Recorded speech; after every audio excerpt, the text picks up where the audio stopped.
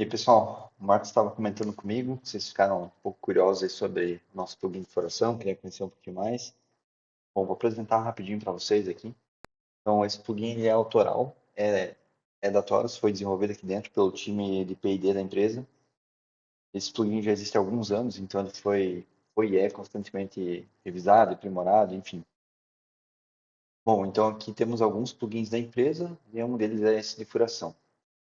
Então ele tem alguns recursos, né? Obviamente o primeiro e talvez o principal deles é justamente fazer análise de modelos e locar os furos, né? Entender onde tem um conflito entre uma tubulação, uma viga, enfim, e posicionar ali um elemento de furação, tanto para a viga quanto para a laje, tá?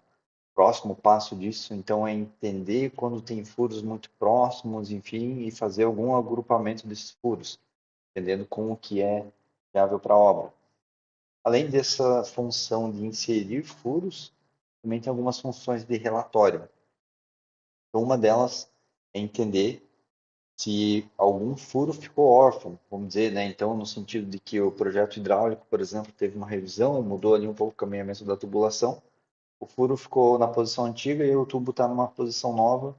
Então, esse relatório consegue nos dizer se tem algum furo que ficou sozinho ali, sem sentido. E além disso, alguns relatórios propriamente dito da furação, então quantos furos foram criados, onde é que está, qual a disciplina. Tem algum furo muito próximo da base, por exemplo, da base ou do topo da viga. Se tem algum furo de viga que está intersectando, que está batendo ali na laje. Tem algum furo muito próximo de pilar, e por diante. Tá? Alguns relatórios que a gente já tem pré-definidos, justamente com que vem da NBR aí de estruturas. Bom, eu deixei uma parte pequena aqui de um projeto para rodar e mostrar para vocês o funcionamento. O nosso workflow ele é mais ou menos esse, tá? Então a gente seleciona lá a planta baixa e faz um BX daquela planta baixa, faz um 3D e lança o plugin, usa o plugin por pavimentos. A gente, embora tenha essa função automática, ainda assim seja possível ter um controle do que está acontecendo. Então, vou fazer o lançamento de furação em vigas, selecionar rapidinho. Vou deixar a parte aqui no 3D para vocês poderem ver como funciona. Tem alguns parâmetros aqui, então a gente pode definir, pode determinar qual é o tipo de furação, se é sempre quadrado ou se é preferencialmente circular ou algum outro critério, né? Então aqui vou criar os furos. Ele analisa então que tem interferência e coloca um furo. Então foi bem rápido, não sei se conseguiu ver, mas aqui foi adicionado um furo na viga. Próxima etapa seria a furação de laje, por exemplo. Vou deixar aqui para esse shaft para vocês poderem avaliar.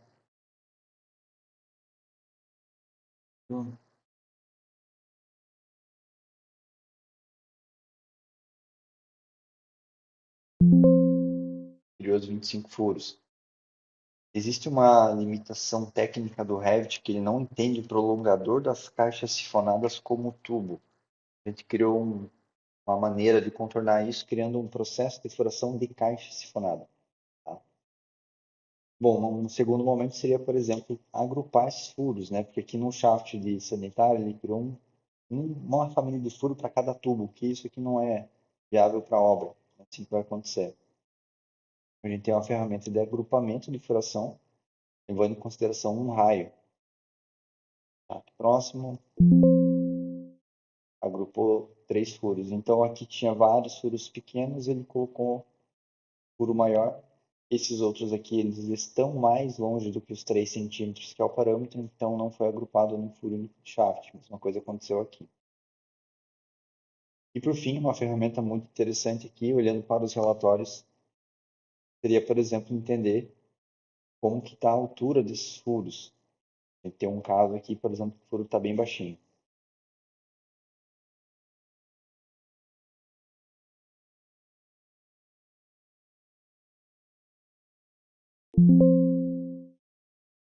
Atualiza distâncias, volta aqui, olha.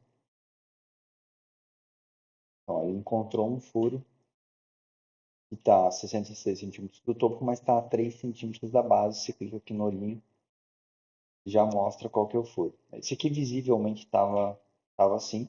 Deixei de propósito para mostrar para vocês. Em projeto estava pedido, né?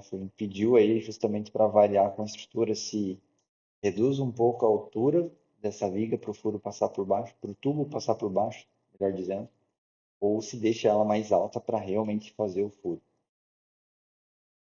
Mostrando os outros relatórios, então, relatório de furos criados, apenas dos elementos visíveis nessa vista. Foram os furos criados agora há pouco, então, há 5 minutos atrás, de sanitário, de hidráulico, de climatização, assim por diante. Esse relatório aqui que eu já mostrei, que é para analisar a altura do furo em relação à viga. Muitas vezes isso é de propósito, como nesse caso.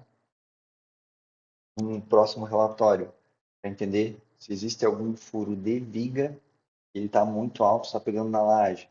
Então, nessa vista aqui, não tem nenhuma intersecção. Próximo relatório, avaliar se tem algum furo que está a 30 centímetros ou menos de um pilar, furo de viga.